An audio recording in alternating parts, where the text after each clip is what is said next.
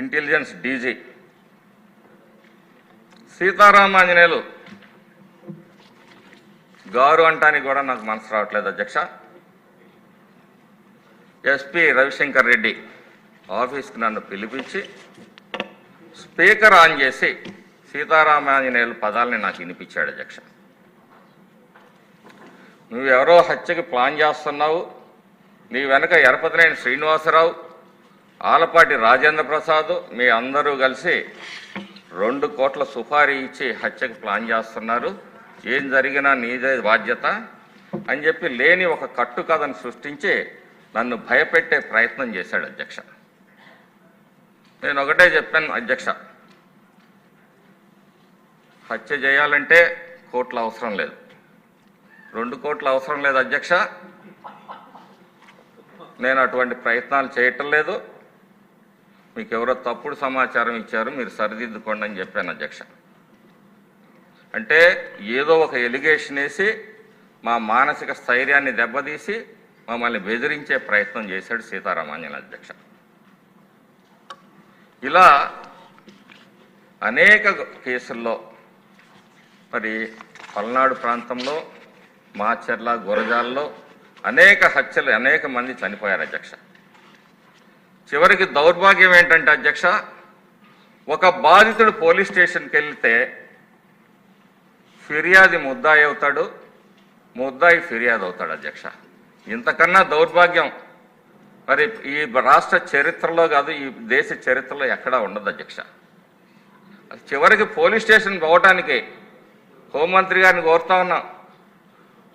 ఆ రోజుల్లో ఎంతమంది వాళ్ళకి వ్యతిరేకంగా కేసులు రిజిస్టర్ చేశారో ఒక్కసారి పరిశీలించండి అధ్యక్ష. ముద్దాయిలందరూ తెలుగుదేశం వర్గీయులే.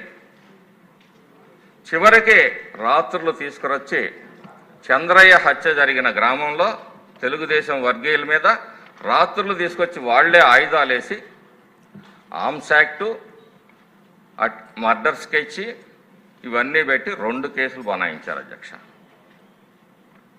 2.5 సంవత్సరాల సుదీర్ఘ పోరాటం నేను చేశాను, మాచర్ల నియోజకవర్గ ప్రజలు చేశారు.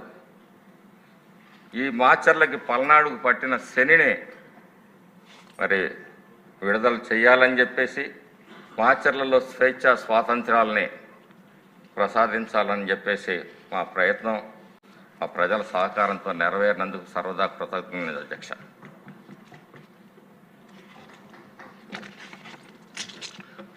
అధ్యక్ష, పల్నాడులో ఓ సామెత ఉంది, చెప్పుకుంటూ పోతే శాంతాడుతుందే శానమ్మ అని.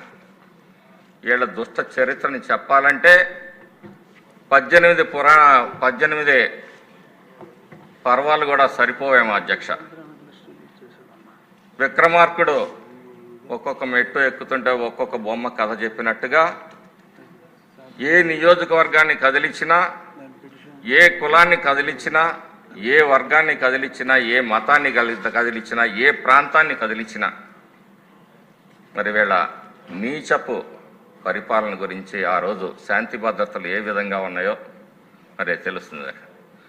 శాంతి భద్రత గురించి మాట్లాడితే ఆ శృంగార రత్నాలు శాంతి ఎవరు, ఆ భద్ర ఎవరు అనే పరిస్థితి అధ్యక్ష. శాసనసభ సాక్షిగా శాసనసభ్యులు, పార్లమెంటు సభ్యులు నిస్సిగ్గుగా, నిర్లజ్జగా ఎన్ని విషయాలు మాట్లాడారో ఈ రాష్ట్ర ప్రజలందరూ గమనించారు అధ్యక్ష. ఎలా ఉందంటే దూడ ఆవు చేలో మేస్తుంటే దూడ గెట్టును మేయదన్నట్టుగా ఆనాటి 5 ఏళ్ల పరిపాలన కొనసాగింది అధ్యక్ష. అధ్యక్ష, సమయాన్ని మీకు ఎక్కువగా వృధా చేయను. ముందుగా మన రాష్ట్రంలో కౌరవ సభను పారద్రోలి గౌరవ సభని ఏర్పాటు చేసిన ఈ రాష్ట్ర ప్రజానీకానికి తలంచి నమస్కరిస్తున్నాను అధ్యక్ష. నాకు శాసనసభ్యుడిగా అవకాశం ఇచ్చి నా గెలుపుకు కృషి చేసిన గౌరవనీయులు చంద్రబాబు నాయుడు గారికి, కొణిదెల పవన్ కళ్యాణ్ గారికి, యువ నాయకులు చంద్రబాబు నాయుడు గారికి, యువ నాయకులు లోకేష్ గారికి, అధ్యక్ష ఆయన కూడా